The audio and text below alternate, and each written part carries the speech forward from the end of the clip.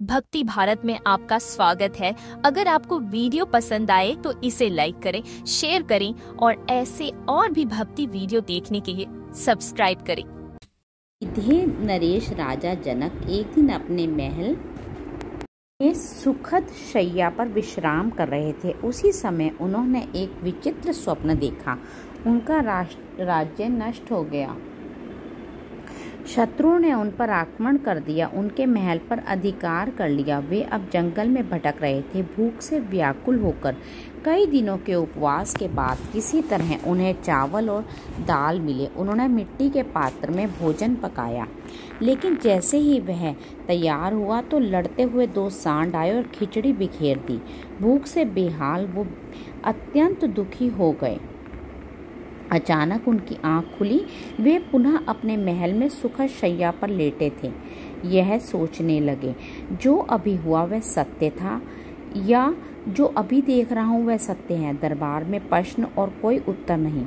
अगले दिन राजा जनक ने एक विशाल विद्वत सभा, जो विद्वानों की सभा का आयोजन किया, जहाँ अनेक ऋषि मुनि और महात्मा उपस्थित थे। उन्होंने सभा में प्रश्न रखा। उसी समय बाल्यावस्था से किशोर अवस्था में प्रवेश कर रहे परम ज्ञानी ऋषि अष्टावक्र भी सभा में उपस्थित थे।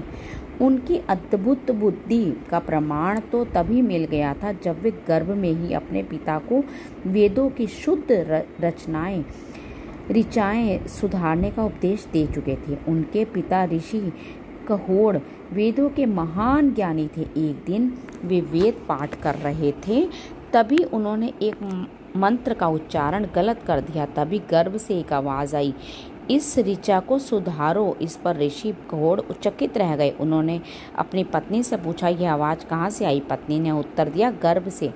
क्रोधित होकर ऋषि कहोड़ बोले, यह कितना टेढ़ा है कि जन्म से पहले ही पिता को उपदेश दे रहा है। उन्होंने श्राप दिया, जो अष्टावक्र हो जा। इसी कारण अष्टावक्र जी जन्म से ही शरीर के 8 स्थानों से टेढ़े थे। राजा जनक की सभा में प्रवेश। अब उनका राजा जनक की सभा में कई विद्वान ऋषि महर्षि उपस्थित थे, जिनमें अष्टावक्र के पिता ऋषि कहोड़ भी थे।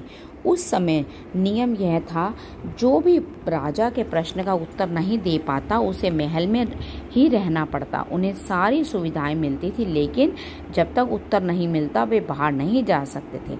जब अष्टावक्र को यह पता चला तो उन्होंने अपनी माता से कहा, मुझे सभी बालक चिढ़ाते हैं। यदि मैं इतना ज्ञानी हूँ तो अपने पिता को मुक्त क्यों नहीं करवा लेता? उन्होंने माता से पूछा, पिता को किसने बंदी बनाया है? माता ने कहा, वे बंदी नहीं है, लेकिन जब तक राजा के प्रश्न का उत्तर नहीं देते तब तक महल में ही रहना होगा।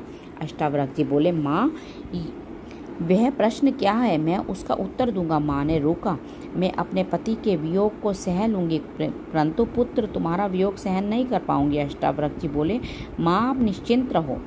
अष्टावक्र जी राजा जनक की सभा में पहुंचे। उनकी शारीरिक विकृति को देखकर सभी हंसने लगे। उन्होंने गंभीरता से कहा, मैंने सुना था कि राजा जनक की सभी सभा ज्ञानियों की सभा होती है, परंतु यहाँ तो सभी अज्ञानी दिख रहे हैं, जो केवल चमड़े और हड्डी को देखकर निर्णय कर रहे हैं। राजा जनक बोले, आप हमारी सभा को इस प्रकार संबोधित नहीं कर सकते। यहाँ ज्ञान और विज्ञान से संपन्न लोग उपस्थित हैं। अष्टावक्र जी ने पूछा, आप सब हंसे किसे देखकर? सभा के लोग बोले, आपकी टेढ़ी मेढ़ी चाल देखकर। अष्टावक्र जी मुस्कुराए और बोले, बोलने की शक्ति शरीर में है, और शरीर किससे बना है? चमड़े, मांस और हड्डियों से। तो क्या ज्ञानी होता है जो केवल मांस, हड्डी और चमड़े को देखकर विचार करे?